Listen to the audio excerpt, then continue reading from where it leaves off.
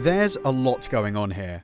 An overworld taken from an already huge game, updated and expanded on with locations added above, within and below, several grocery lists worth of new quests and special interactions with just about everyone you meet. How's that looking?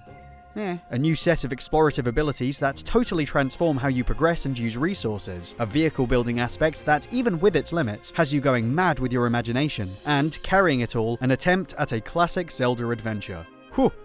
Boy. Sometimes it gets a bit overwhelming, and I didn't think everything lived up to the hype, with clashing philosophies and a few less than satisfying moments. But overall, I can't deny that I had a very good time with Tears of the Kingdom, even if some of the people in that kingdom did not.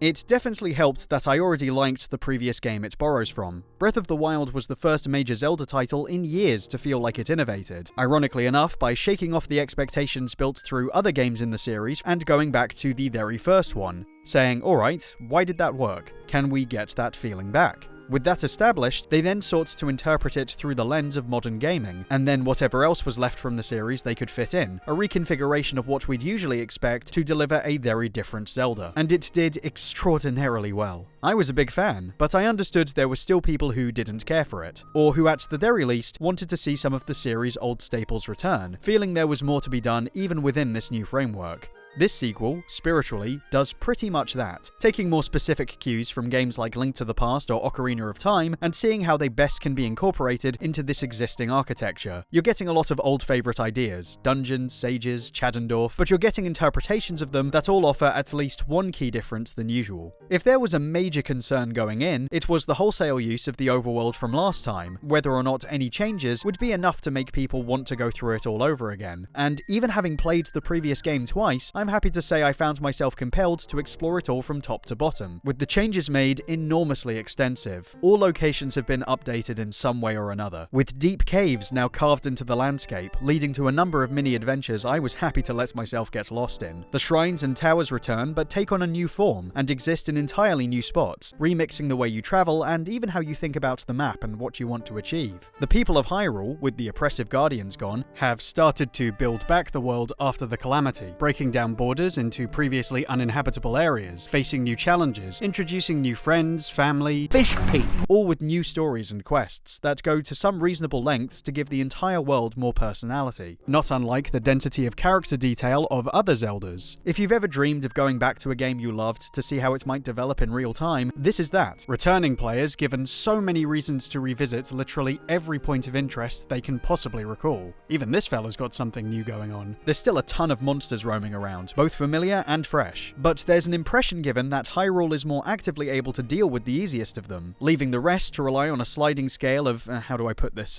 sheer terror. That can't be another Blood Moon already, surely. The more ambiguous Zonai constructs are a logical cooldown after the aggressive Guardians, these guys just doing their job and not offering quite as intense a challenge, so it's a select few Ganon spawns this time that have to up their game and cover the threat level. Hello, boss baby. Happy to report there was a few genuine jump scares as my mind tried to catch up with what I was looking at, big or small. But hey, you know what? With a little perseverance, we can fight back. We can make this work. See?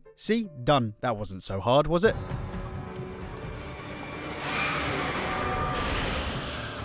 Boss fights make a pretty big return as unique tentpole figures outside the usual overworld giants, and while the first one I fought kinda worried me, the rest really made up for it, both in the challenge offered and in the variety. I can't lie, I was hoping to see this fella make the guest list again. No maracas this time. It's a real monster mash, and there's plenty to graveyard smash, though none are as actively terrifying as the one new major overworld boss, who I would consistently see out of the corner of my eye while exploring, hoping to God I didn't get too close. And when I did, the battle did not disappoint. The Gleeok is an enormous step up from the previous encounters, a great interpretation of an old foe, and giving the once more frequent Lionels a run for their money. It's like replacing a handgun with a bazooka strapped to a chainsaw, and the chainsaw breathes fire, and other things. It's not just additional foes and caves. There's also entirely new areas to get acquainted with that change the verticality of the map and how you choose to explore. The Sky Islands got a lot of play in the marketing, and while they offered some interesting challenges early on, I never found myself going back to them as much in my final playthrough. I should probably go back and and address that, but it was the depths below that really got me going. I figured there was going to be some kind of Dark World equivalent in the game, a long-held Zelda staple, and this was as close as it gets, outside of being just literally very dark. Like previous Dark Worlds, there's a lot of weird mirroring going on, with the roots you revive having the names of the shrines above them backwards, and a lot of other correlations you'll find out for yourself. Always felt a sinister edge to the whole thing that's never fully elaborated on, which I really liked. For instance, this statue wanted me to bring it some eyes to a much more frightening version of itself down below, and while it didn't lead to anything too surprising, it did leave me with a slightly uneasy feeling I never quite shook off, like I was doing something wrong. Interesting. It's not all gloom and doom and even more gloom going on down there though. No, there's some unfinished business too.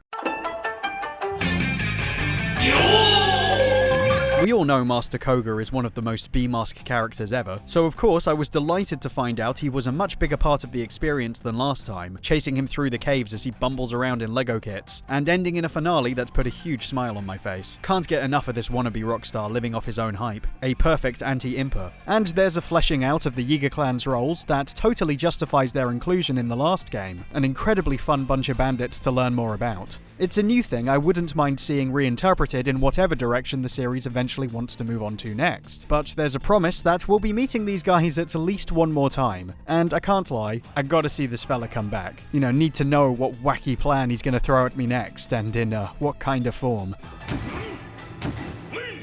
Speaking of World War II bombers, the big draw here are the new mechanics to Zelda as a whole, with a fusion ability that allows you to pick up objects or build structures, weapons, and even vehicles you can drive around or fly or fight with, which, I'll be honest, holds most of the fun. This was, as suspected, rather like Rare's attempt at the idea of making vehicles that could solve in-game puzzles however you wanted, only that game offered too many choices of parts to use within a very time-consuming system, and without the appropriate physics backing them up, leading more to frustrations than solutions throughout play, especially given how poorly it suited the series in question. Tears, on the other hand, solves the issue by imposing enough limits to make it manageable, only a selection of very specific parts and energy to power them that you have to expand on as you go, but which you are totally free to experiment with however you want, all to accomplish goals you actually want to accomplish. Sometimes they'll show you an intended answer, but won't stop you from coming up with whatever it is you think will work best. I'm afraid I wasn't terribly imaginative and never quite realized its full potential, but I've seen what people have done and it's buck wild. It's definitely the most rewarding thing to see come out of all this, and I'm floored at what people are creating on so many levels. Did not realize how many of you hated Koroks. Seriously, there's enough torture devices on show that even the Marquis de Sade is going, that's a bit much. The fusion gimmick is truly impressive. From what I can tell, this was the thing Nintendo put most of their time and effort into, and it really does transform Breath of the Wild's landscape into a new kind of conquest. It's done wonders for weapon durability. I was always in the camp of enjoying the impermanence of the weapons, having them break and forcing you to constantly pick up new ones in an ever-evolving arsenal to keep you on your toes, and even I was dismayed to realize they were all decayed and no longer worth their value, until I realized they weren't meant to be used alone. The system is still fiddly in getting the weapons fused. I'd have given us the option to do all this in the menu rather than having to constantly fumble about in real time, but I never got bored of sitting down and figuring out what combinations I could create for different arsenals. In fact, the fusion ability turned my arrows into my best resource. Amazing how one change managed to transform every asset in the game in a way that actually felt pretty intuitive. It's good to also know this hasn't really destroyed the benefits of the old powers, with new mechanics doubling up on their utility in some way or another, going out of their way to try and remove the middleman, and creating more room for interesting alternative runs of the game rather than less. Don't cry for Bookshelf Quest, folks. It can be done, and it has only been improved. So many devs have taken to Twitter on their knees at how the mechanics have been achieved, and having it pointed out to me makes me realize they really were performing some minor miracles I took completely for granted. Sure, the game's not running on terribly modern tech. I think we're all aware that Nintendo's dragging behind in terms of power, and a part of me hopes that's going to eventually be addressed. Not because I want lots of ray tracing, I don't. The graphics aren't the problem. I just want them to have even more options when it comes to the level of fidelity and performance in all departments. But something like this really emphasizes that they get where the ingenuity pays off most. To manage this many variables, to have things move so effortlessly, and work almost always as intended, really is nothing short of a triumph. And I imagine people are going to be mining this for advice and inspiration way further on. Interviews claim the focus was on getting the abilities just right, putting as much time and effort possible to make them fun to mess around with, only later in development working on the narrative. And that shows, because the story they created absolutely upholds that new approach, and no doubt reflects the future of the series as well. Fusion isn't just a mechanic here, it's a philosophy, it's the basis of the whole experience. Right from the moment you realize these two figures are a couple. Link loses his arm and earns a new one from someone else. Many of the monsters have come together and built up their defenses. People of different races exist more actively in each other's towns, and slowly become more of a unit inside Central Hyrule as you fix each area's issues. There's an election in Hateno Village that sees modern trends clash with old-school pastoral values, and the solution practically screams the game's philosophy at you. I think it all clicked for me on the Great Fairy Quest, where I realized I was building out the existing stable theme, and discovering it had, in fact, been only one side of a familiar layered melody.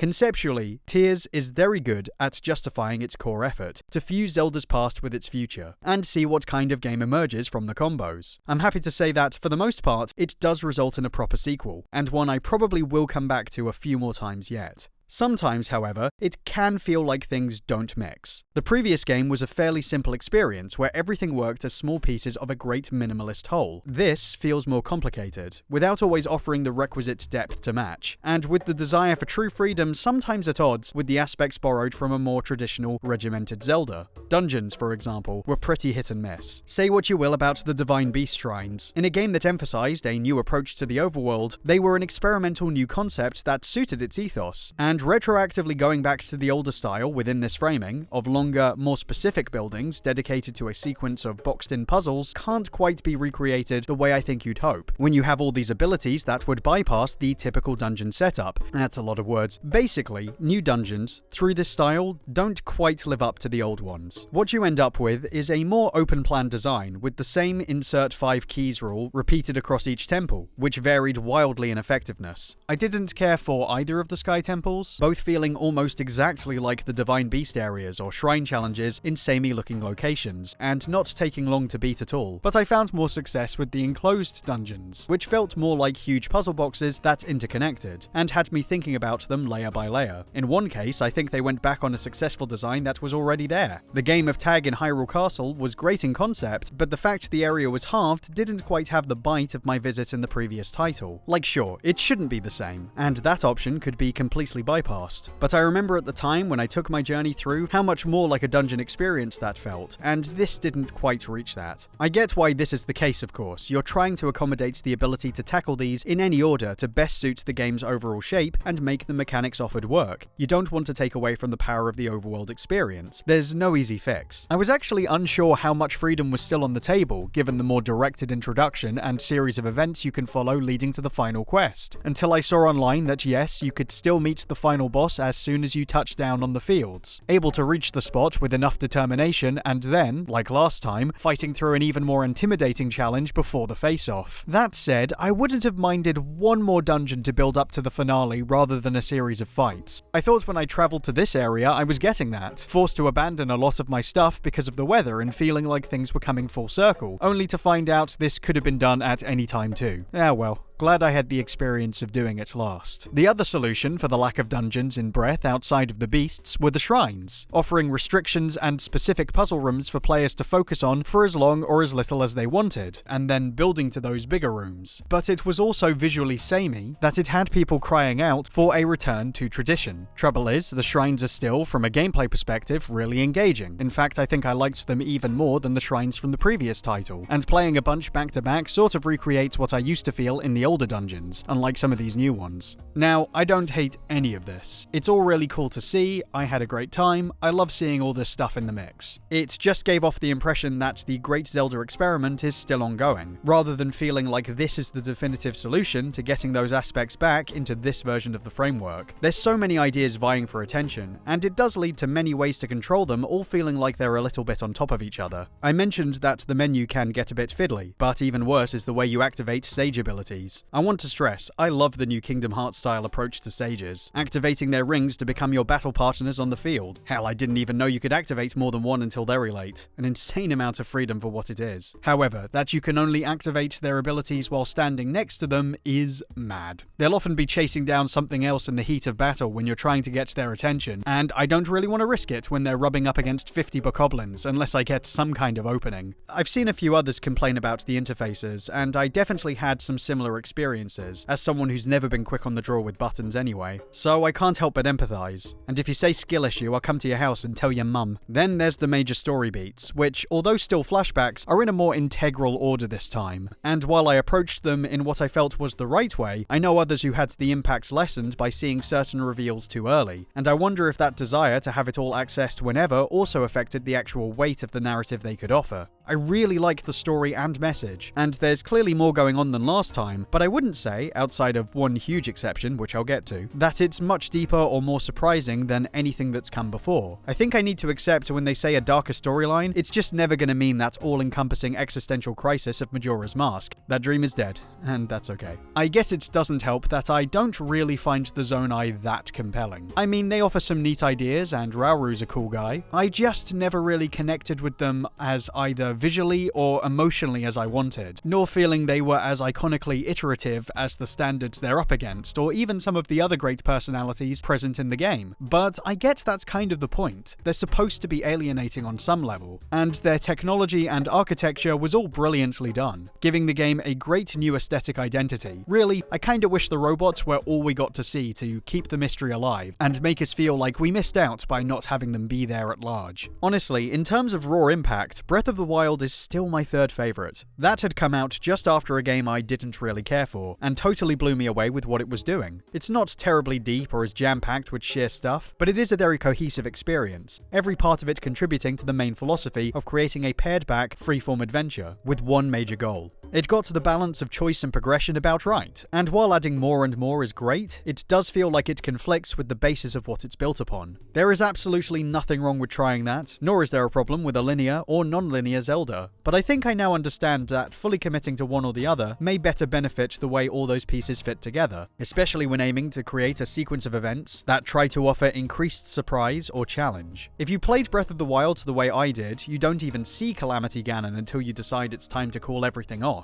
and going in completely unspoiled was an incredibly cool reveal. It was nice to see Nintendo throw off any expectations and make my penultimate experience with the game one last huge shocker, even if whatever came after was just a formality. I'm glad to see most of my theory on what he was meant to represent probably holds true. The shadow of Ganon's desire to be reborn messed up by our involvement, his imprint on the world creating the true mix between Ganon and Dorf he's so desperate to hide. The issue, however, with designing something that you can technically choose to fight from the start, does make ensuring a satisfying final battle for that difficult, having to account for both players who'll find ways to do it without ever touching a shrine, and those who'll walk in with a full game's experience under their belt, and not really satisfying either approach. That's fixed with Ganondorf himself, who doesn't allow for entirely the same level of change depending on what you've done in the story, in his one-on-one encounter, but the confrontation is less a shock and more something you're building to throughout. I'm glad they at least started and stuck with the new Phantom Ganon form. This was the one all over the initial marketing, and to me the most unique take on the character yet, with all three characters in the Triforce group now showing a visual degree of sacrifice they've taken on to continue their eternal struggle. I like the Gloom Hands being the phantoms reaching across the land, making his involvement more personal, as well as providing some really chilling encounters in locations that subtly tell us where he thinks it was worth guarding.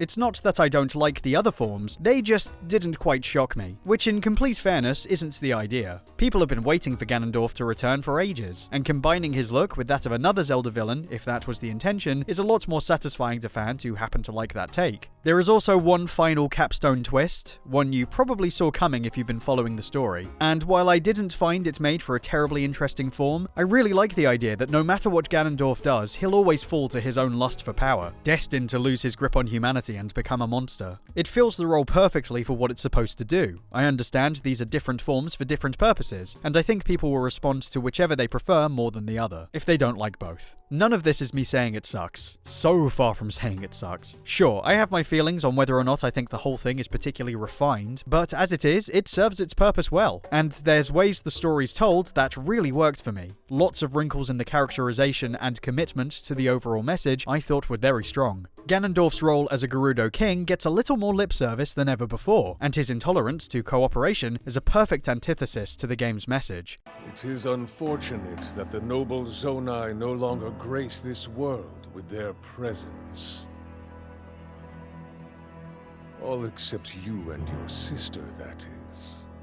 He wants everything to be one identity as defined by the past, and nobody's into that. Great irony being that he has to fuse with their innovations to even begin to become more of a threat. Failed by his own philosophy. I may not think the scope of the narrative is very surprising, but I think details like that are extremely well drawn. None are better than what happens to Zelda herself, how it ties into the title, and considering how I still don't really care for the voice direction, I was shocked by how this story continued to warm me towards this particular version of the character. I previously made a case for how I felt Zelda in Breath of the Wild was an analogue for the series so far, questioning her role in the legend and wanting to pursue her own interests while also serving the kingdom. That continues here as she finds herself forced into a new dilemma, the only one able to help us, but by having to give up her identity in the process to become something I never could have predicted. I may, gamers, have said, "Aw." It really emphasizes what's true about this Zelda's selflessness, and why she deserves a second chance to live her own life rather than being remembered as this stoic symbol everybody feels they have to obey, making for a very neat turn in the plot with what's become, if not my favorite Zelda,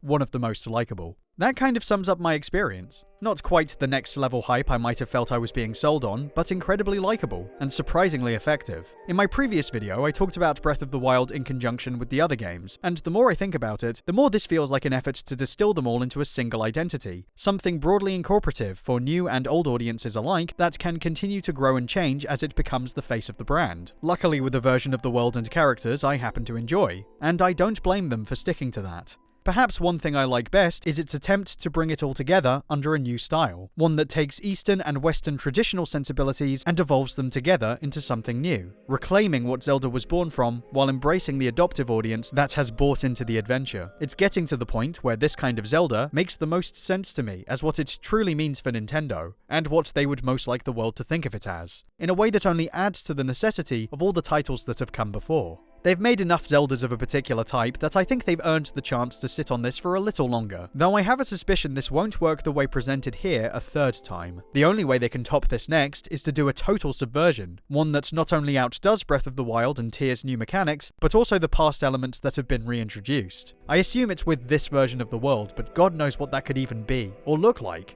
as long as I can still bring this with me. Better pack a big bag.